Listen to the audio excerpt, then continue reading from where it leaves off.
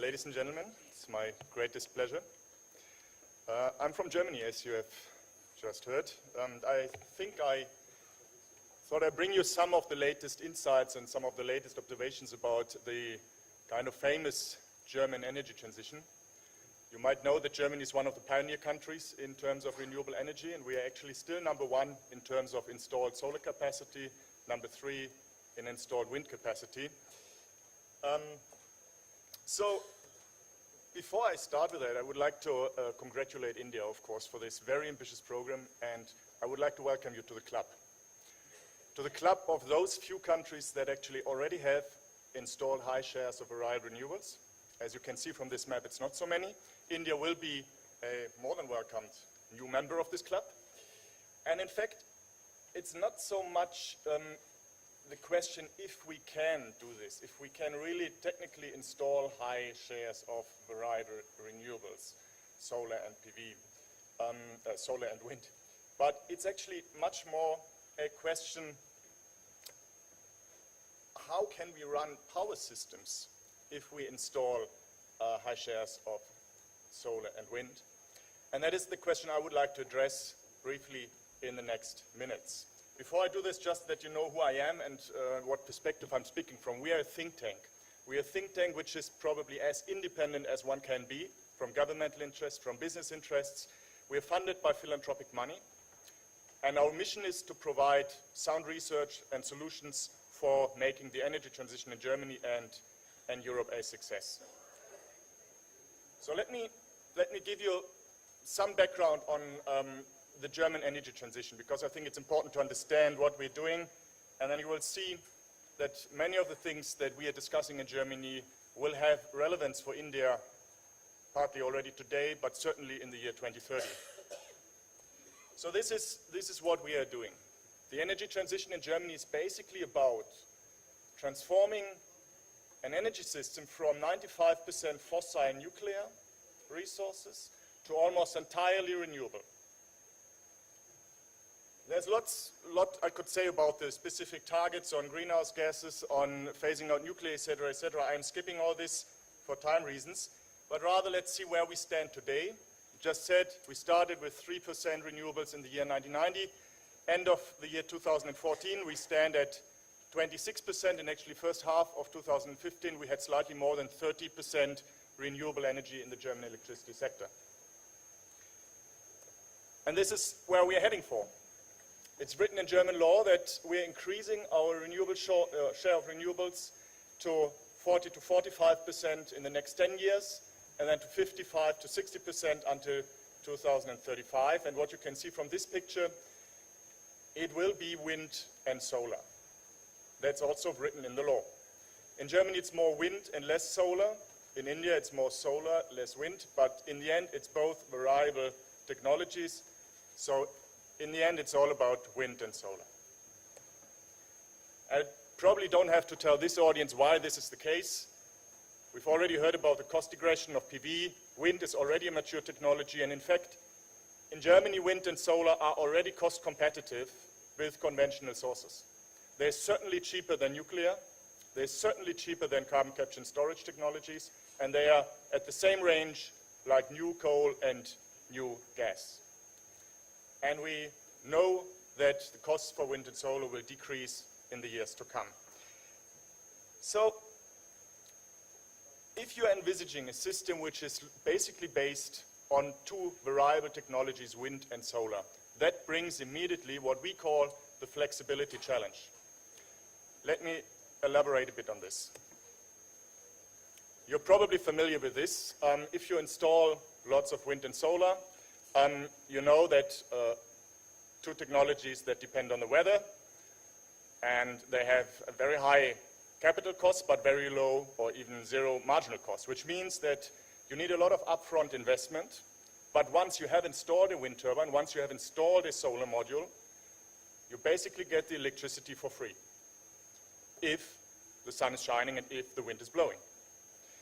In order to illustrate this, we have done an analysis for the year 2023. So we took the envisaged deployed, installed renewable or any power technologies, and we took the weather data of 2011, which was an average year in Germany, and we just wanted to see how will the generation part look like in Germany in the year 2023, and this is 2 sample weeks. We did an hourly module run for the whole year, and what you can see here is 3 weeks of February, August, and November.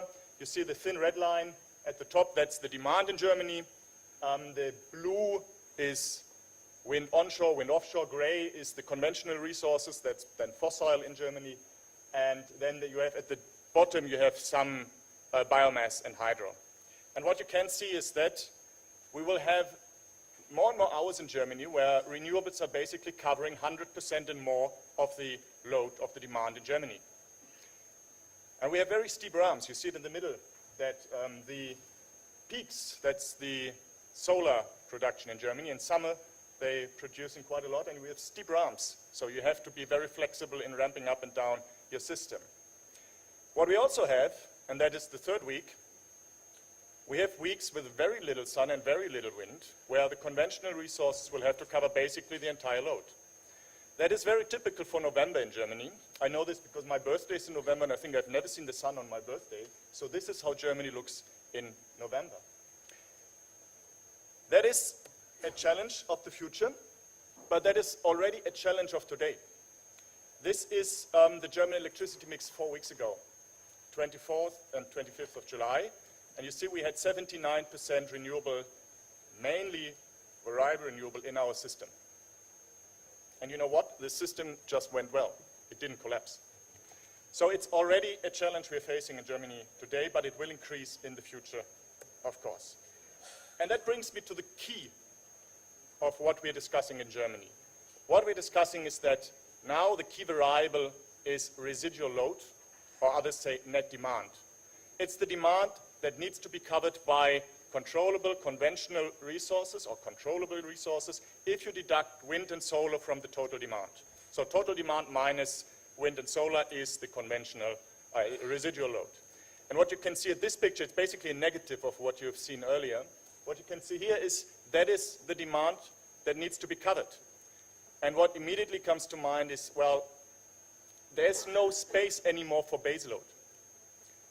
In that system, if you want to run a baseload plant, it's simply not possible anymore. So in Germany, we're now not talking about baseload anymore. Baseload is a concept of the past, but what we are talking about is flexibility. Flexibility is the key variable, the key of the future power systems.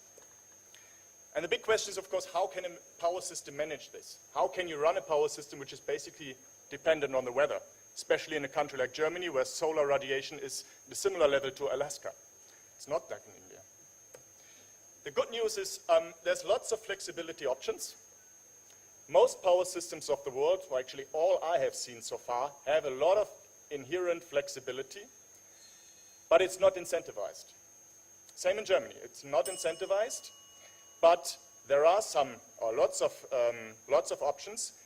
Most important is the grid, but there's others. You can flexibilize your remaining fossil power plants. You can use your biomass. In Germany, we're now incentivizing biomass to be a backup capacity to run flexibly when no wind and no solar produce. There's demand, the demand side. You can flexibilize your demand side. And of course, there's storage. But storage is actually, at least nowadays, and I'm not going to talk about costs now, but storage is still the most expensive of all these flexibility options. If you want to know more about this, please talk to me later. So how is Germany doing so far with an average of 30% renewables, and actually 30% on average obviously means we have days with much more and days with much less. And actually we have some areas in Germany where on the distribution level we had 100% renewables and more. How does the German system work with that?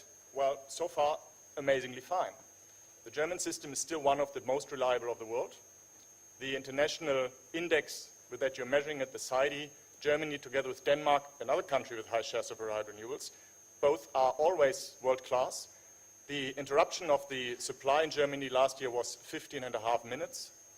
And the curtailment rate, so throwing away renewables when the grid is under pressure, the curtailment rate in Germany is still negligible, 0.4% in 2013. So the system so far is working quite well. Let me, and I'm coming to an end, let me just say a last word on costs because I think it's an important debate. One should not neglect, if we're talking about costs, I said earlier that wind and PV are cheap. Nobody is contesting this anymore. Wind and solar are cheap technologies, but there are additional costs that are triggered when you're investing or when you're deploying a lot of wind and solar in your system. There's the grid costs and there's balancing costs. And you should not neglect them, although they are not, and you see it at this picture, it's an example of Germany, they're not that big. Still, not to neglect them. The big debate, however, the big debate is about what we call the utilization effect. And that's nothing else than the impact that wind and solar have on conventional and existing power plants. So if you're running a baseload power plant and you see these pictures, you're certainly going to worry about your business case. And it depends on your perspective. If you think that's something I would like to avoid, or if that's something where we say, okay, well, that's the transition, that's the change. What is not contested, however, and that's an important point, what is not contested is that the more flexible your remaining system is, the more flexible the residual system is, the lower your entire system costs.